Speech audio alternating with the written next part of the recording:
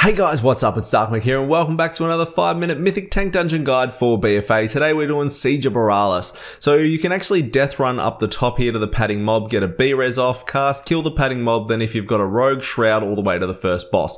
If you're not doing that, you have to fight these hellbirds. You want to face them away from the group and they cast a thing called Slobber Knocker. You want to sidestep this. The footman use Hindering Cut reduces your haste by 35%. Kill these quickly and do your best to keep your mitigation up. The wave tenters interrupt watertight shell. The marksman you don't really need to worry about. The vanguard does a heavy slash, face it away from the group and sidestep the cast. The bombers will throw bombs, don't stand in the bad stuff. The packmasters have a dog, and that's pretty much all the notable trash you're going to come through for the first boss. Clear all the trash around the first boss before engaging Bainbridge or Red Hook. They're the same for Horde and Alliance, just with different names. As the tank, pull the boss and pick up the adds. The boss is going to fixate on someone. They're going to do their best to kite the boss through the bombs on the ground. At high keys, you as the tank may need to soak some of these bombs that the boss isn't being kited through to avoid the group-wide damage. Two adds are going to continue to spawn through the fight. They're the same as the start. The cleaver and the powder shot. You must pick these up ASAP. It's really important to face the cleaver away from your group. He does a heavy slash. You want to sidestep this. It's a frontal cone that will stun. Next up, you're going to come across these shredders. Face them away and sidestep Singing Steel. The raiders move away from them when they're casting Savage Tempest if possible. The marauders hit you with Curse Slash. It's a stacking debuff. Increases damage. Use your active mitigation. Kill them fast. The commanders cast Bolstering Shout. Move these away from other mobs if at all possible. The Bolstering Shout will reduce damage taken by all the other enemy mobs within 8 yards. They also cast a trample that you don't want to stand in the charge for. Moving up, take cover on the gauntlet if you need to. Kill the snipers and the spotters, they're nothing special. Know that you can run across the ship here without attacking any mobs until you come to the bridge where you'll have to fight that pack. Then just before the second boss there'll be another pack, another large pack that'll have deckhands in it. They cast Crimson Swipe, make sure you face these away from your group. The second boss is Dread Captain Lockwood. Always be in melee range of her. Face her away from the group. She'll cast Clear the Deck. It's a knockback. Sidestep out of this. 100 energy. She'll board a ship. Don't stand in the bad stuff. Pick up the adds that come down. When a cannoneer dies, they'll drop a cannon. Someone pick up the cannon. Shoot the ship. Rinse, repeat these phases.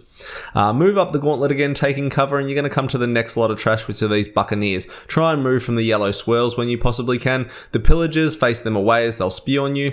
Demolishers cast a Terrifying Roar. It's a 4-second cast. You can't interrupt, and it's a fear. You can either 30 yard outrange the fear or use line of sight on a corner. They'll also cast a Crushing Slam, 3-second cast, face it away and sidestep. The Tempters cast two things, Revitalizing Mist and Choking Waters. Interrupt the mist as the priority. Cutthroats put a debuff on you that reduces healing. Use your stuns and kite if needed to drop that debuff. You'll then kill spotters and snipers again, nothing special. You then come to a courtyard where you'll see the boss padding around. If you pull the boss, you pull all the trash in here, so just be aware of that and you can't reset the trash.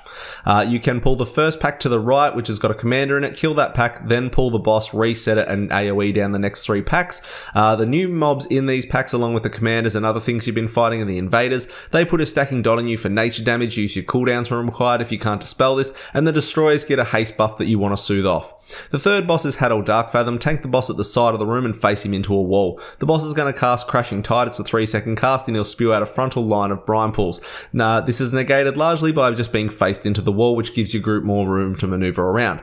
Don't stand in the bad stuff. When he reaches 100 energy, he'll cast Tidal Surge. Move behind the statue to negate whichever way the tides are coming. Rinse, repeat until he's dead. Then you're going to mount up, wait at the gates. When the gates open, run all the way down to the last boss, which is Vic Goth or Hellier 2.0. Tank the Demolishing Terrors whenever they're up. These are your main priority as the tank. Watch out for the slam. This goes on the way that you're facing it, so make sure you're facing it away from your group. When the Demolishing Terror is dead, make sure you're attacking the Gripping Terror, waiting for the next Demolishing one to come up. The boss is going to use an ability called Putrid Water, puts a big blue circle on you. When you're dispelled, you go flying, so be aware of that. Call of the Deep puts bad swirls on the ground that you don't want to stand in. Once the Gripping Terror is dead, the engineer goes and fixes the cannon. Someone gets in the cannon and fires it, gets out of the cannon, you move around clockwise to the next platform, and it's just a rinse repeat until this boss is dead.